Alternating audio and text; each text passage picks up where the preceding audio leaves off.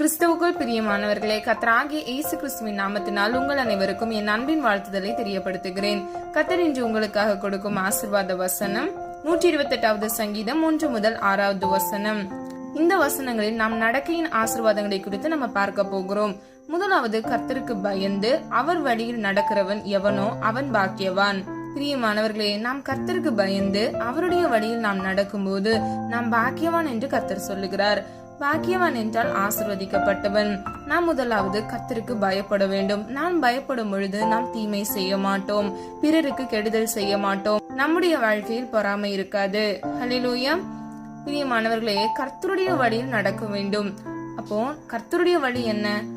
கர்த்தருடைய வழியில் தீமை இருக்காது. பொய், கபடு, பொறாமை, பெருமை இது எதுவுமே இருக்காது.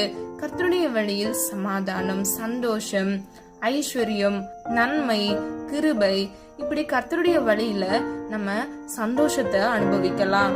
அப்ப நம்ம எல்லாரும் கர்த்தருடைய வழியில் நாம் நடக்க வேண்டும். கர்த்தருக்கு பயந்து நடக்கும் பொழுது கர்த்தர் நம்மை ஆசீர்வதிக்கிறார். ஹல்லேலூயா. பிரியமானவர்களே, மாம்சத்துக்குரிய காரியங்கள் நம்முடைய வாழ்க்கையில் இருக்கக்கூடாது. நம்முடைய வாழ்க்கையில கோபம், எரிச்சல் இதெல்லாம் இருந்துச்சு அப்படின்னா நம்முடைய ஆசீர்வாதத்துக்கு இது தடையாக இருக்கும். இரண்டாவது பாருங்க, உன் கையின் பிரயாசத்தை நீ சாப்பிடுவாய், உனக்கு பாக்கியமும் நன்மையும் உண்டாகும். பிரியமானவர்களே, நாம் கர்த்தருக்கு பயந்து அவருடைய வழியில் நடக்கும் பொழுது நம்முடைய கையின் பிரயாசத்தை கர்த்தர் ஆசீர்வதிக்கிறேன் என்று சொல்கிறார். ஹல்லேலூயா. நீங்க ஒருவேளை பிசினஸ் பண்ணிட்டு இருக்கலாம், அதுல ஒரு முன்னேற்றத்தை கர்த்தர் தருவாரு.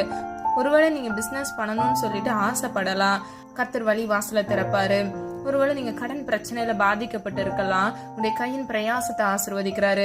சில பேர் எவ்வளவோ நான் சம்பாதிக்கிறேன், ஆனா என்னால சேமித்து வைக்க முடியல, அது எல்லாமே எப்படி செலவாகுதுன்னு என்னால கண்டுபிடிக்க முடியல, அந்த அளவுக்கு எனக்கு பிரச்சனைகளும் தேவைகளும் அதிகமாக இருக்கிறது அப்படின்னு சொல்லி நீங்க யாராவது இருக்கிறீங்களா?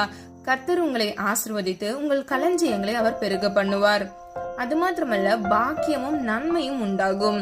அப்ப நன்மையானது நமக்கு வரும். பிரியமானவர்களே, நாம் ஆசீர்வதிக்கப்பட வேண்டும் என்றால், நாம் சமாதானமாக இந்த உலக வாழ்க்கையை நம்ம வாழ வேண்டும் என்றால், நாம் கர்த்தருடைய வழியை பின்பற்றி அவருக்கு நாம் பயந்து நடக்கும் பொழுது நம்மை அவர் ஆசீர்வதிக்கிறேன் என்று சொல்லுகிறார். 3வது வசனத்தில் பாருங்க, உன் மனைவி உன் வீட்டோரங்களில் கனிதரும் திராட்சை செடியை போல் இருப்பாள், உன் பிள்ளைகள் உன் பந்தியை சுற்றிலும் ஒலிவாய் மர கன்றுகளை போல் இருப்பார்கள். இதோ கர்த்தருக்கு பயப்படுகிற மனுஷன் இவ்விதமாய் ஆசீர்வதிக்கப்படுவான். ஹல்லேலூயா.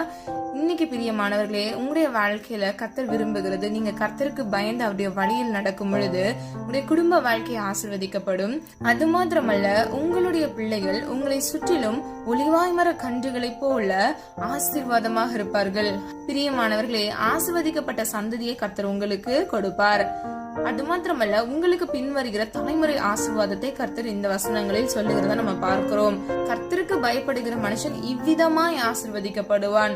சொல்லப்பட்ட இந்த 3 காரியங்களின் வழி வருகிற ஆசீர்வாதங்கள் நமக்கு உண்டாகும்.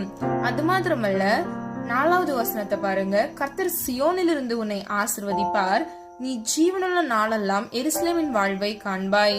6வது வசனம், நீ உன் பிள்ளைகளின் பிள்ளைகளையும் இஸ்ரவேலுக்கு உண்டாகும் சமாதானத்தையும் காண்பாய். ஹல்லேலூயா. பிரியமானவர்களே, கர்த்தர் சியோனில் இருந்து உங்களை ஆசீர்வதிப்பார். அது மாத்திரமல்ல, ஜீவனுள்ள நாளெல்லாம் இந்த உலகத்தில் வாழ்கிற உங்களுடைய காலம் முழுவதிலும் உங்களுடைய வாழ்க்கையில நன்மையான வாழ்வை நீங்க பாப்பீங்க. அது மாத்திரமல்ல, உங்களுக்கு பாக்கியமும் கிருபையும் சமாதானமும் உங்களுக்கு உண்டாகும். உங்க வாழ்க்கை முழுவதிலும் சமாதானமாக இருக்கும். உங்க வாழ்க்கையில அழுக இருக்காது, பிரச்சனை இருக்காது, தோல்வி இருக்காது, நெருக்கம் இருக்காது, நிந்த இருக்காது. எல்லாவற்றிலும் இருந்து கர்த்தர் உங்களுக்கு சமாதானத்தை கட்டளையிடுவார். இன்னைக்கு யாராவது உங்களை குற்றப்படுத்தி உங்களை காயப்படுத்துறாங்களா, உங்களை ஒதுக்குறாங்களா, கவலையே படாதீங்க. கர்த்தர் அந்த காரியங்களை மாறுதலாக பண்ணி தருவார். அந்த காரியத்திலிருந்து உங்களை விடுவிப்பார். மனிதர்கள் கண்கள்ல தயவிறக்கத்தை உண்டு பண்ணுவார். ஹல்லேலூயா. பிரியமானவர்களே, ஒருவேளை உங்களுடைய வேலை ஸ்தலங்கள்ல பிரச்சனை இருக்கலாம், ஒருவேளை உங்களுடைய வீடுகள்ல பிரச்சனை இருக்கலாம், நெருக்கம், கடன் பிரச்சனை, உங்களுடைய வீடுகள்ல நிம்மதி இல்லாம நீங்க காயப்பட்டு கஷ்டப்பட்டு கொண்டிருக்கலாம். ஆனா கர்த்தர் இன்று உங்களுக்கு சொல்லுகிறார், நீங்கள் கர்த்தருக்கு பயந்து அவருடைய வழியில் நீங்கள் நடக்கும் பொழுது அவர் உங்களை ஆசீர்வதிப்பேன் என்று சொல்லுகிறார். உங்களுடைய கையின் பிரயாசத்தை நீங்க சாப்பிடுவீங்க. உங்களுக்கு பண நஷ்டம் வராது, பொருள் நஷ்டம் வராது. உங்களுடைய கையின் பிரயாசத்தை ஆசீர்வதிப்பார். அது மாத்திரமல்ல, வியாதியில ரொம்ப நெருக்கப்படுறீங்களா, வியாதி நிமித்தமாக நீங்க ஹாஸ்பிட்டல்லயே நிறைய பில்ஸ் பே பண்ணிட்டு உங்களால ஒரு முன்னேற்றத்தை காண முடியலையா? அப்படி யாராவது இந்த காணொலியை கேட்டுக்கொண்டிருக்கிறீங்களா? பிரியமானவர்களே, உங்களை கர்த்தர் ஆசீர்வதிப்பேன் என்று சொல்லுகிறார். உங்களுடைய ஜீவனுள்ள நாளெல்லாம் நீங்கள் எருசலேமின் வாழ்வை காண்பீர்கள். எருசலேமின் வாழ்வு என்றால் நன்மையான வாழ்வு, சந்தோஷமான வாழ்வு, அது நித்தியமான சமாதானத்துக்கு ஏதுவான வாழ்வு. ஹல்லேலூயா. பிரியமானவர்களே, உங்கள் பிள்ளைகளையும் கர்த்தர் ஆசீர்வதிப்பேன் என்று சொல்லுகிறார். இவ்விதமான ஆசீர்வாதத்தை நாம் ஒவ்வொருவரும் சுதந்திரித்துக் கொள்வதற்கு நாம் கர்த்தருக்கு பயந்து அப்படியே வழியில் நம்ம நடப்போம் என்று நம்ம இன்னைக்கு ஒப்பு கொடுப்போம். கர்த்தர் நிச்சயமா நம்மளை ஆசீர்வதிப்பார். நம்ம எல்லாரும் ஒரு மனதா இணைந்து ஜெபிக்கலாமா? அன்பின் பிதாவே, அப்பா, எங்கள் ஒவ்வொருவரையும் அந்த கரத்தில் ஒப்பு கொடுக்கிறோம். அப்ப நடக்கையின் ஆசீர்வாதத்தை குறித்து எங்களுக்கு வெளிப்படுத்தினீர், அதற்காக நன்றி செலுத்துகிறோம். கர்த்தருக்கு பயந்து அப்பா, தீமையை விட்டு விலகி ஆண்டவரே உம்முடைய பரிசுத்த வழியில் நடந்து ஒவ்வொரு பிள்ளைகளையும் இயேசுவின் நாமத்தினால் ஆசீர்வதிக்கப்பட கிருபை செய்யுங்க. அது மாத்திரமல்ல, பிள்ளைகளுடைய வாழ்க்கையில சமாதானத்தை இழந்து சந்தோஷத்தை இரட்டத்தனையாக இயேசுவின் நாமத்தினால் கட்டளையிடுங்க. கையின் பிரயாசத்தை ஆசீர்வதிங்கப்பா. ஆண்டவரே அப்பா, உடைய வாழ்க்கையில இருக்கக்கூடிய எல்லா பண நஷ்டங்கள், பொருள் நஷ்டங்களை இயேசுவின் நாமத்தினால் ஆண்டவரே ஒரு விடுதலையை கட்டளையிடுங்க தகப்பனே. நன்மையான எந்த ஈவும் பூரணமான எந்த வரமும் பரத்திலிருந்து ஜோதிகளின் பிதாவினிடத்திலிருந்து வருகிறது என்று வேதம் சொல்லுகிறது. பிள்ளைகளை ஆசீர்வதிங்க. ஆவிக்குரிய உன்னத ஆசீர்வாதங்களினாலும் இந்த உலகத்துக்குரிய ஆசீர்வாதங்களினாலும் இயேசுவின் நாமத்தில் ஆசீர்வதிங்க. அது மாத்திரமல்ல, ஜீவனுள்ள நாளெல்லாம் ஆண்டவரே நன்மையும் ஆண்டவரே கிருபையும் அவர்களை தொடரட்டும். அவர்களுக்கு பின்வருகிற தலைமுறைகளையும் அவர்கள் பிள்ளைகளையும் இயேசுவின் நாமத்தில் ஆசீர்வதிக்கும்படியை ஜெபிக்கிறேன் அப்பா. ஒவ்வொரு பிள்ளைகளின் குடும்ப வாழ்க்கையை ஆசீர்வதிங்க தகப்பனே. திருமணம் ஆகாதவர்களுக்கு இயேசுவின் நாமத்தினால் ஒரு திருமண வாழ்க்கையை கட்டளையிடுங்க. குழந்தை இல்லாதவர்களுக்கு அப்பா குழந்தை பாக்கியத்தை இயேசுவின் நாமத்தினால் கட்டளையிடுங்க. பிள்ளைகளுடைய வெக்கத்துக்கு பதிலாக இரட்டத்தனையான சந்தோஷத்தினாலும் அப்பா நன்மையினாலும் இயேசுவின் நாமத்தால் திருப்தியாக்குங்கப்பா. நெடுநாள் காத்திருப்பது இருதயத்தை இழைக்க பண்ணும், விரும்பினது வரும்பொழுது ஜீவ விருட்சம் போல் இருக்கும் என்று சொன்னீங்கப்பா. பிள்ளைகளுடைய வாழ்க்கையிலப்பா அற்புதமான அதிசயமான காரியத்தை இயேசுவின் நாமத்தில் கட்டளையிடுங்க. நீதிமானுடைய சிரசின் மேல் ஆசீர்வாதம் தங்கும் என்று வேதம் சொல்லுகிறது. உடைய பிள்ளைகள் ஒவ்வொருவரின் சிரசின் மேல் ஆசீர்வாதங்களை கட்டளையிடுங்க தகப்பனே. அப்பா, உம்முடைய நீதிமான்களின் வாசஸ்தலத்திலேயோ அவர் ஆசீர்வதிக்கிறார் என்று வேதம் சொல்லுகிறது. ஒவ்வொரு பிள்ளைகளின் வீடுகளை இயேசுவின் நாமத்தில் ஆசீர்வதிங்க.